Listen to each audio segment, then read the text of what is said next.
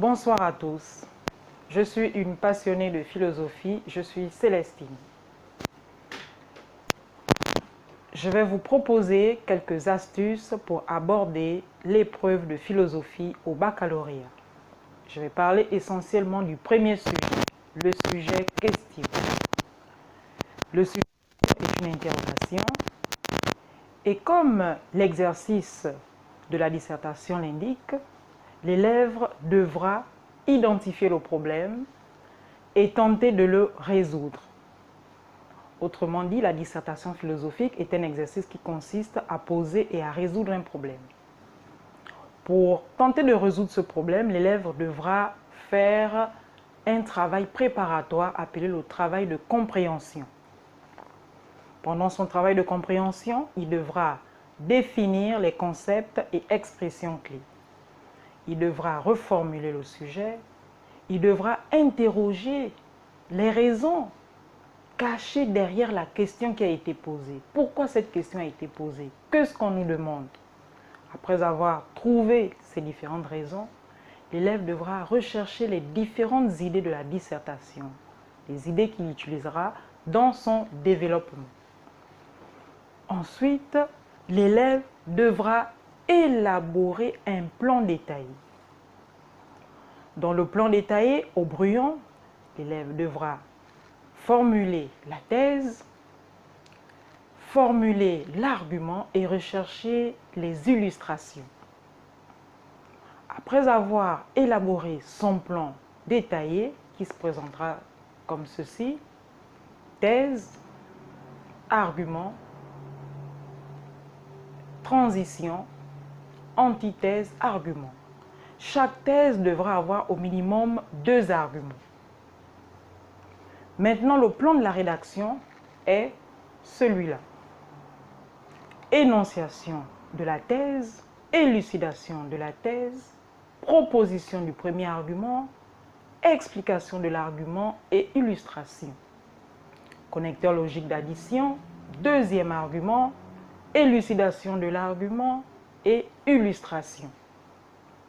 2 arguments suffisent si le candidat a un troisième argument, un autre connecteur logique, proposition du troisième argument, élucidation du troisième argument et illustration, ce que vous appelez généralement l'exemple. Lorsque l'élève a fini avec la thèse, il fait la même chose avec l'antithèse. Ça, ce sont les éléments du développement. Mais dans l'introduction, nous avons 3 exigences. Nous avons l'amorce qui permet d'amener le sujet par une idée générale, par un constat. Après l'amorce, nous avons ce qu'on appelle le problème philosophique. C'est la situation contradictoire interne au sujet proposé.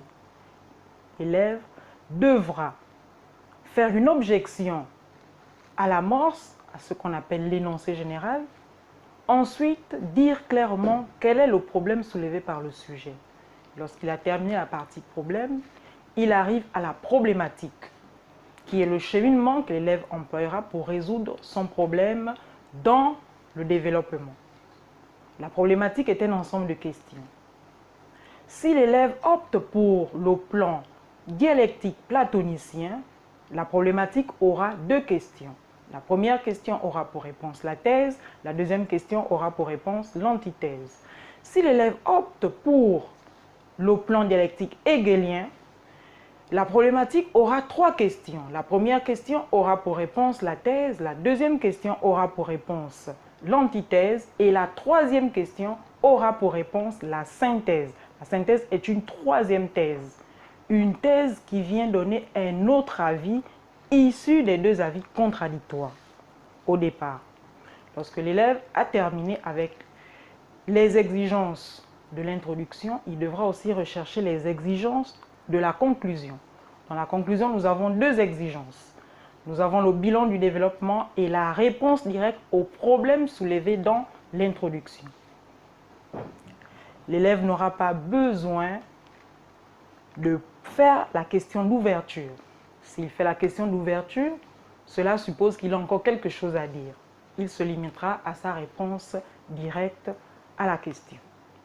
Éléments à proscrire dans l'introduction. Annoncer le plan. Dans l'introduction, inutile d'annoncer le plan. La problématique elle-même, elle est claire, elle fait office déjà de plan dans la mesure où elle est le cheminement que l'élève employera pour résoudre le problème. Élément à proscrire aussi dans le développement, la narration. L'épreuve de philosophie n'est pas une épreuve de narration, c'est une épreuve de démonstration. Donc la démonstration doit être cohérente et logique. J'en ai fini avec les éléments, les différentes astuces. Si vous avez des questions, je suis à votre disposition. Si vous avez choisi le sujet 1, vous pouvez poser des questions. À bientôt.